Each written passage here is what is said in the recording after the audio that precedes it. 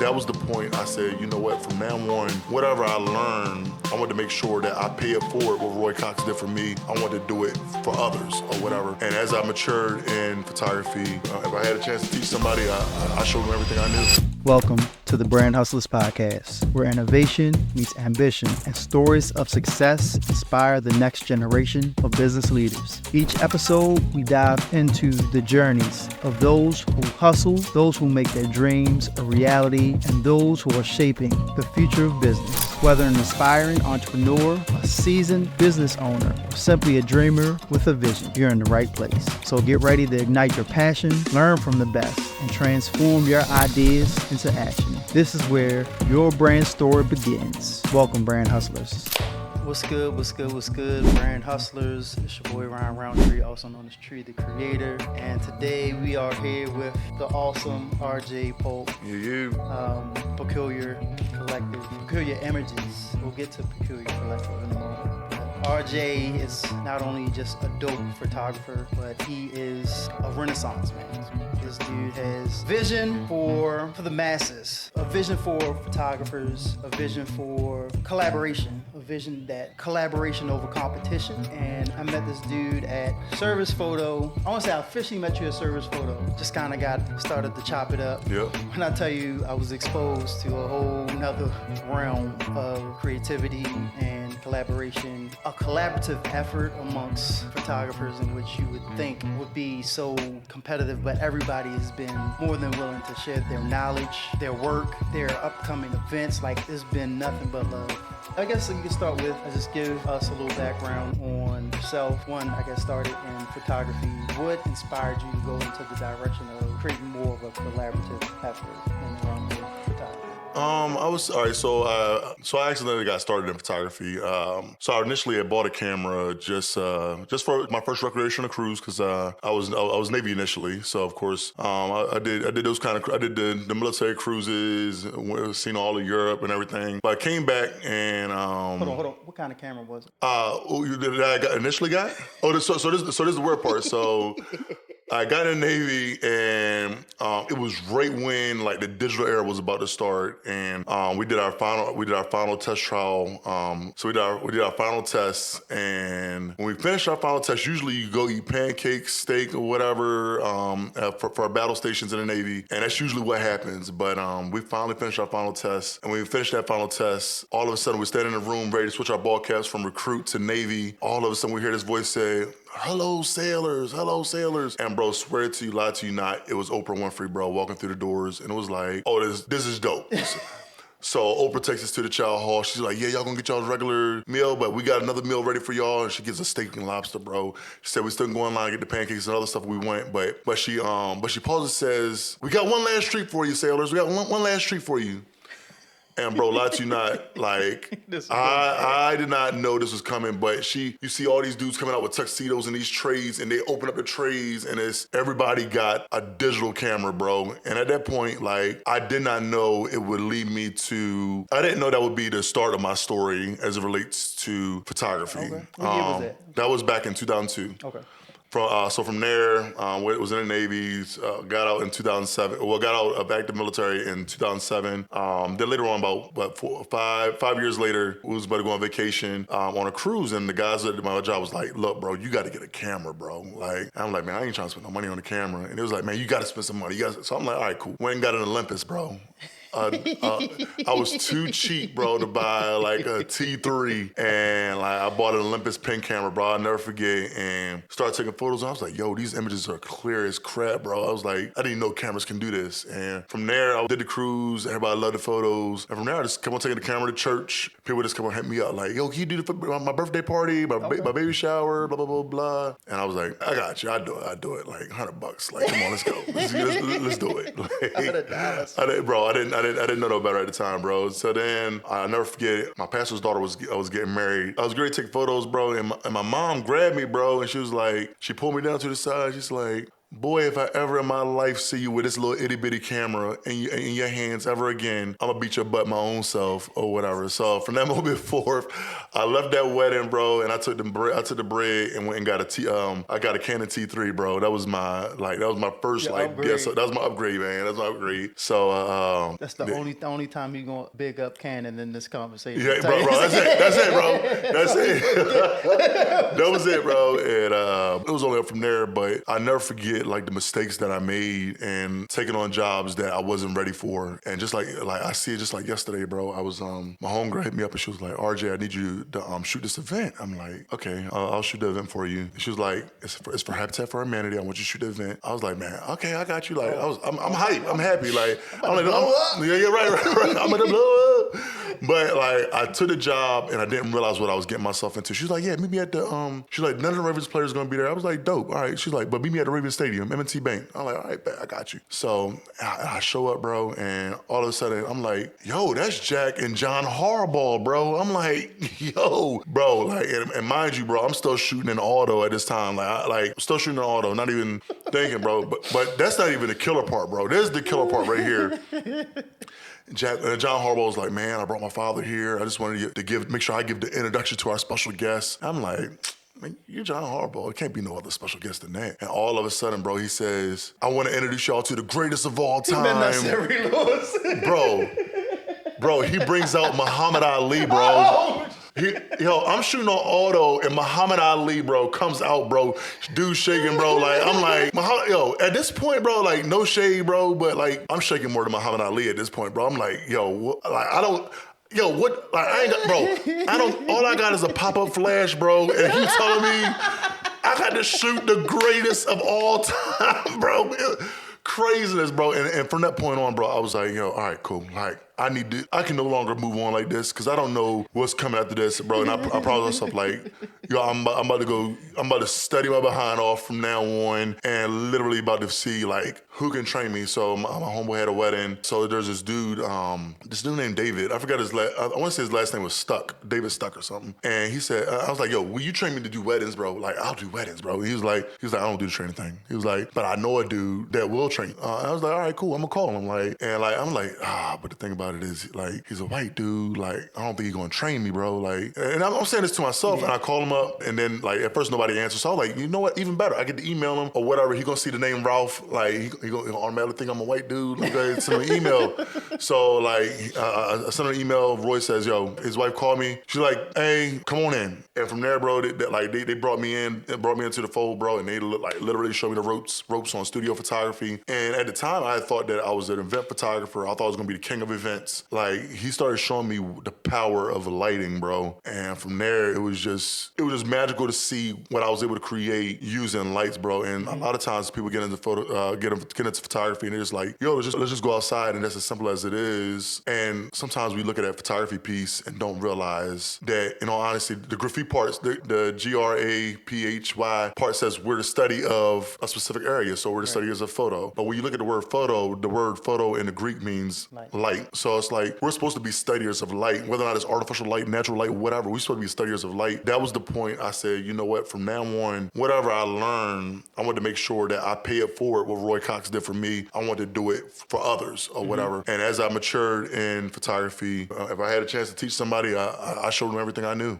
So, Roy Cox is your mentor. Was my mentor, yeah. Okay, was your mentor. That in itself that's a big dope, right? You know, like, yeah. I know how I would say big he is in the photography world. I hear the name everywhere, and I'm more of a videographer. But yeah, so you wanted to pay it forward. So when did you decide to create the collaborative? So the collaborative piece was kind of interesting. So just to preface it, me and my boy Jermaine was doing education work in Ghana. We had to do that for about 2 years, and our job was like to make sure we help build schools and build wells in different communities across Ghana. So we was in like 2 regions in Ghana doing that. But the problem came in. It was I came back home from Ghana and my mom was sick, but she had died July of 2019. So that following September, my niece called me. She was like, RJ, I want you to shoot my wedding. And I was like, I got you. And went to do the wedding, and an incident happened. I was making decent money. I was killing it.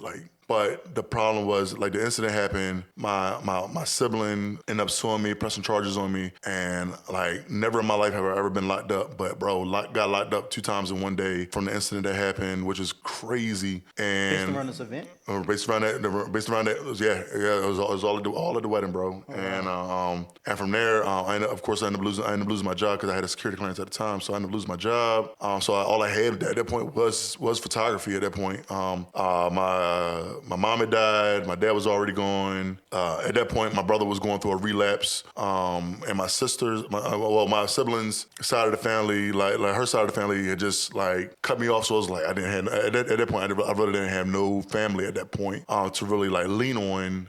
So I called Jermaine. I'm like, bro, I don't think I'm ever gonna be able to go to Ghana no more, bro. And I don't know what I'm gonna do, bro. Like I don't really have no family like to lean on like that. Like I don't know what I'm gonna do. And he literally said on the phone. He said, bro, nah, you're going to educate. He's like, I got the Ghana piece. I need you do your thing stateside. I took his word and I just believed it. And I said, you know what? That like, I want to say 2-3 weeks later, bro, I say, I'm gonna hold my first courier event. And I called it a Courier Collective Workshop. My homegirl was like, you can use my dad's church or whatever. You can use the daycare room or whatever. And so we looked around, we went in the daycare room, bro. And like, we had cupcakes. I'll never forget, and Popeye's chicken sandwiches, bro. And we had 11 people. I'll never forget it. What year was this? That was 2019, bro. It was like. So this was when the chicken sandwich thing was going on. So he was able to get the chicken sandwich.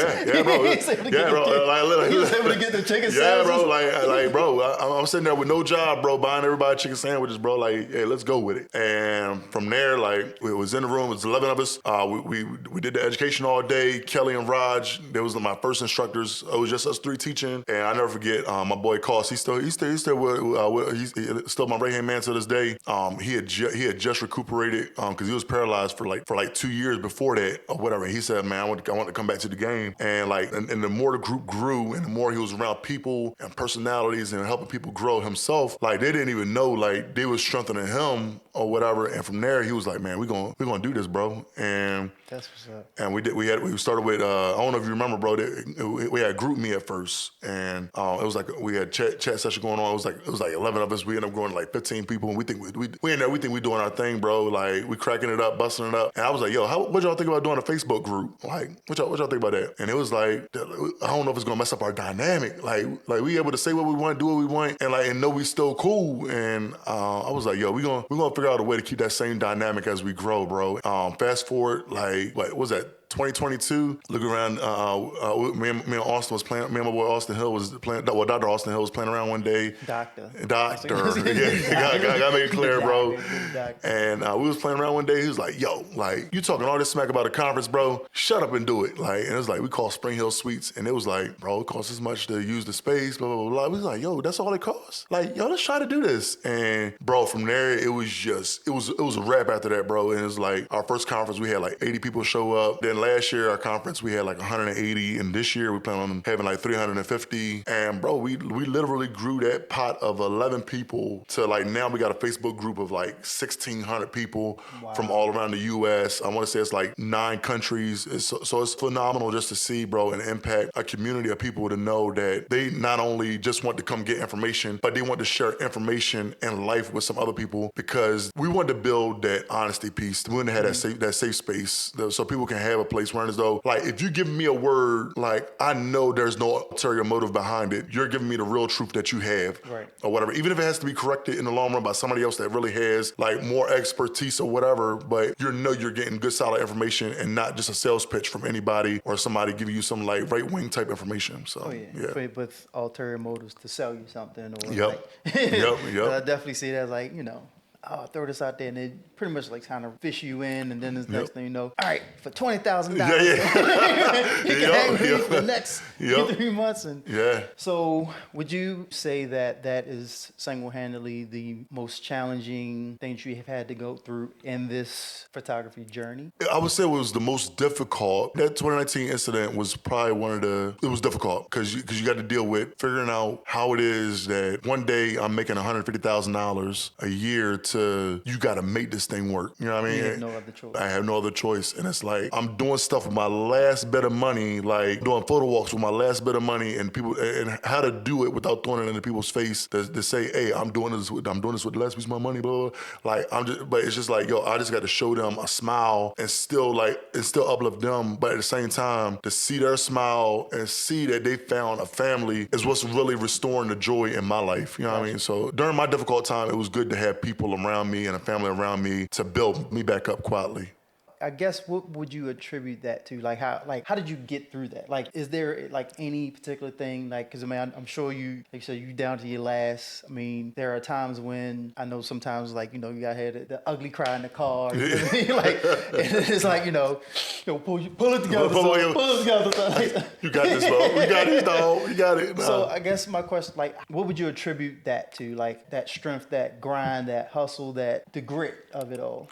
I would attribute it to two things. Knowing that faith actually works, right? Some people preach faith. Some people talk about faith. They look at the word faith. But do you really have faith? Like, I mean, you're talking to somebody that I almost lost 2 houses, lost my Tesla. Like, with that, like, how do you still have faith? Like, and the thing about it is, like, I mean, not to make this as personal on a public podcast, but like, knowing God had me the whole time is what got me through it. I'm just being honest. Like, I can't say that it was like, oh yeah, there was a $1 million blessing that dropped down, but nah, it was God the whole time, bro. And it was like, I could tell you stories for days, bro. Like, even down to last year, bro. Like the group on February 15th last year, February 15th, 2023, the group was planning my birthday party, bro, to be on my birthday, and the whole time they was planning, bro. Like the day before, like they didn't know the day before that they was literally planning to auction my house off on my birthday. That's how deep in the foreclosure I was on my house, bro. Wow.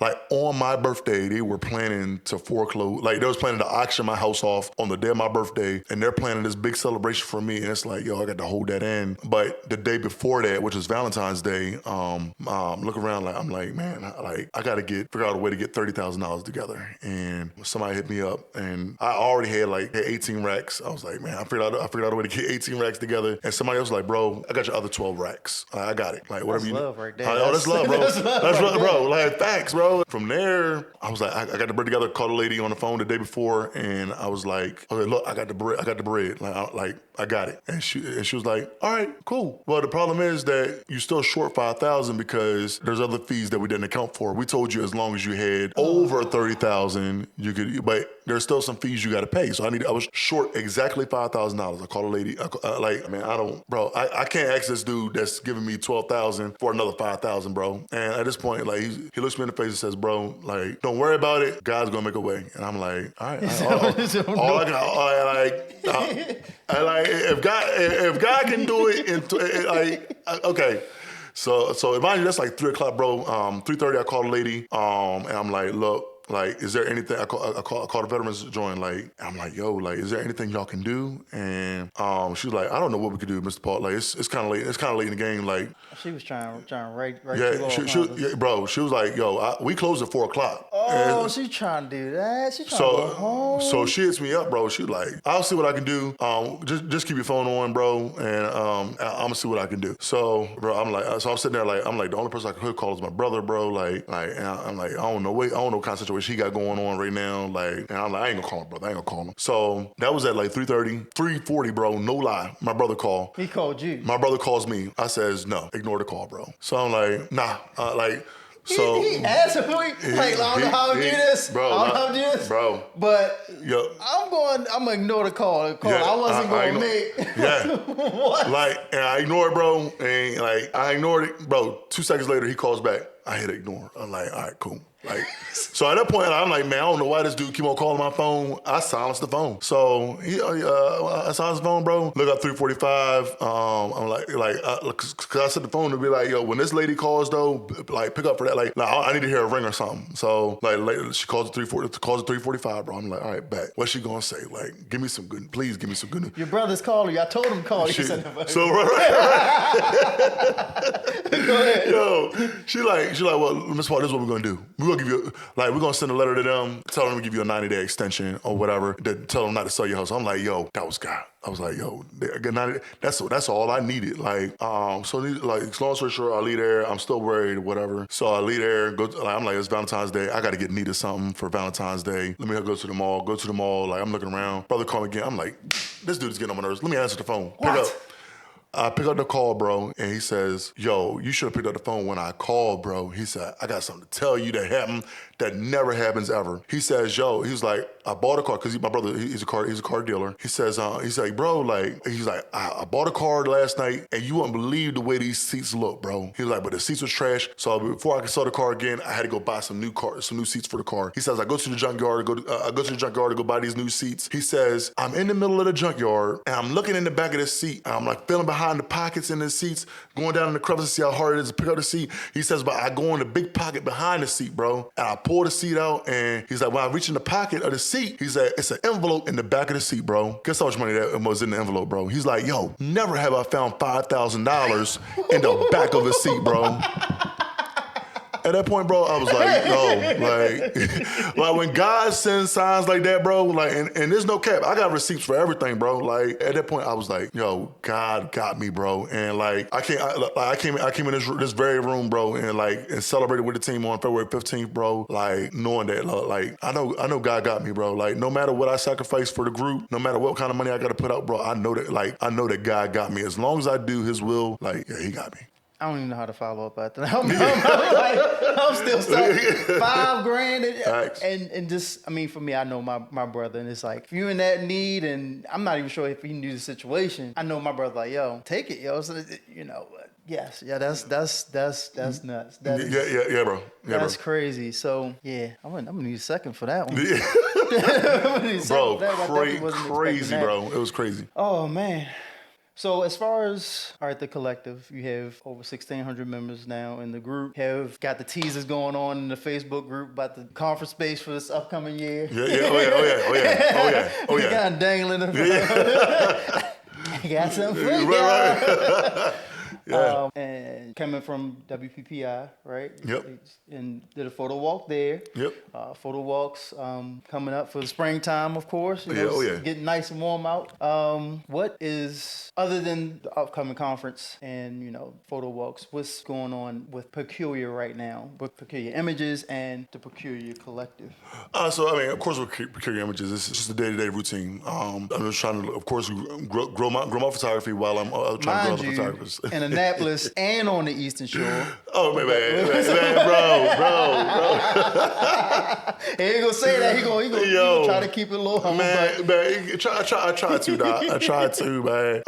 But yeah, as far as Peculiar Images, man, yeah, just trying to grow my art. I mean, for real, like, and making sure that there's a story being told in my images for my clients. But yeah, I'm definitely trying to grow Peculiar Images even more till today. But as far as the collective, like a lot of times people see the organization and see how great it is, but they don't understand the work that, like, a lot of you not. I probably stay on the phone at least 4 hours a day with the team, like, just for the Peculiar Collective, bro. Like, I mean, don't get me wrong, it's fun at times, but sometimes it's people don't see the back end. Like that back end piece, bro, is heavy. Cause like, I mean, some days it's jokes and laughs. But some days they don't hear the screaming and the yelling and the crying in the background. Cause I mean, I ain't gonna lie. Like, I mean, sometimes you got to take accountability for yourself, and it's like I'm allowed to work with, bro. So at times, bro, like I'm allowed to work with, cause sometimes I joke too much, and sometimes I can be stubborn, but at the same time, the team still loves me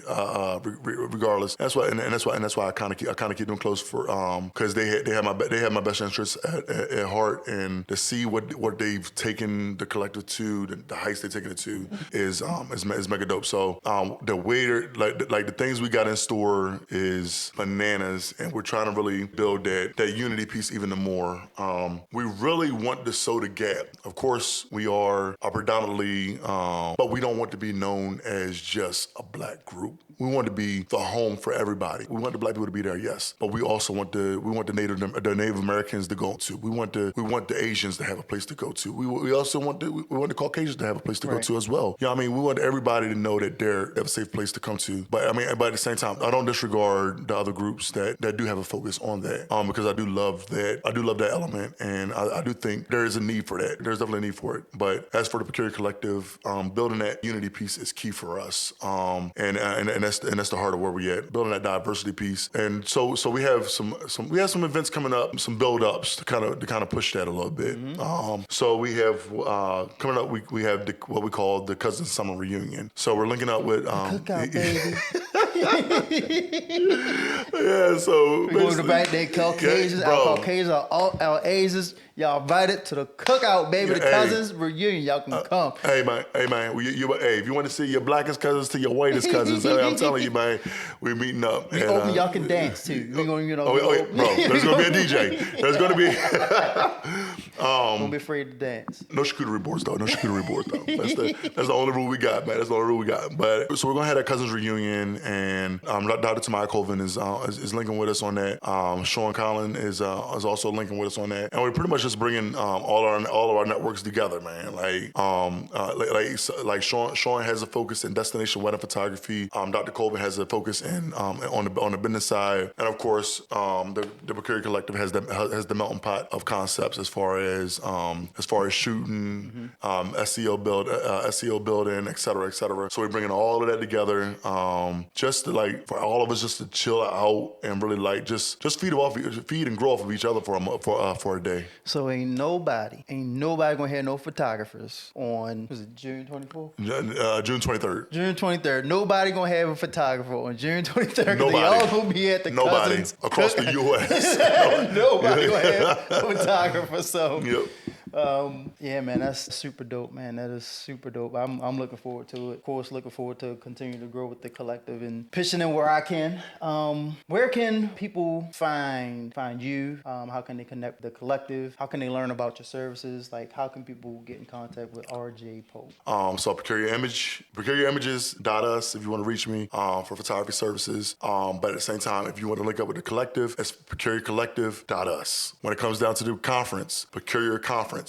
.us. So that's that. I mean, hey, if you want to link up with us, that's how you do it. So why community over competition? I understand. I understand it. But why are you so pro collaboration? I mean, I know I'm personally it's for me is enough out here for everybody in my mind. You know, I have my own lane. I'm treading the ditch right now. You know what I mean? To really hone in on that. But why drive so far in on the collaborative piece over?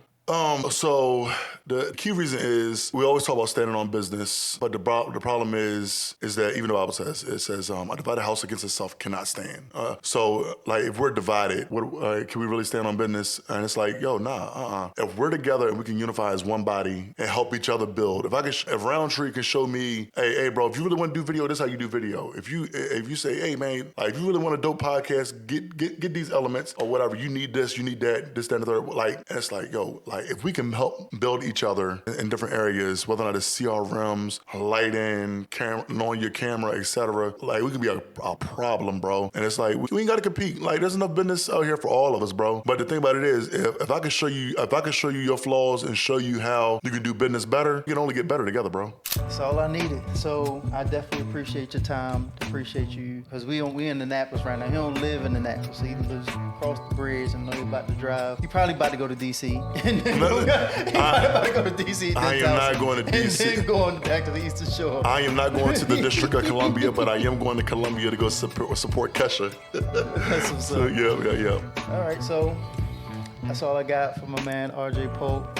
Really appreciate his time, his energy, his perspective. I know personally have grown substantially since running into him at Service Photo a few years ago. He's done nothing but encourage me, my ideas, and now like really seeing, or I would say hearing his voice, or seeing the Peculiar Collective show up every day, him showing up every day, and the encouragement to like really push forward has really helped push me in this realm. It's like, you know what I mean, you have to show up, you know what I mean, like you have to show up. You know, things may look bleak, you know what I mean, you lose $150,000, you know, $150,000 a year, you may get down to your last, but ultimately you gotta pull it together and you gotta make things happen. So Facts. appreciate you, bro. It's all about being a brand hustler.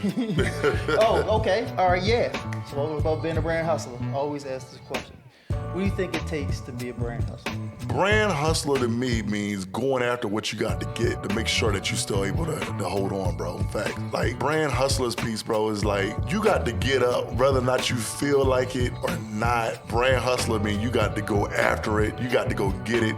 When you wake up in the morning, you got to smell your brand, bro. Like when you walk into a Marriott, bro, you know you're in a Marriott, bro. When I walk into a restaurant, bro, and I smell the food cooking, bro, I know I'm in a restaurant, bro. So my thing about it is, bro, like when I wake up, I got Peculiar on my mind, baby. Like it's like it's that brand hustler mentality, bro. Like, so shout out to the name, bro. Brand hustlers. Awesome.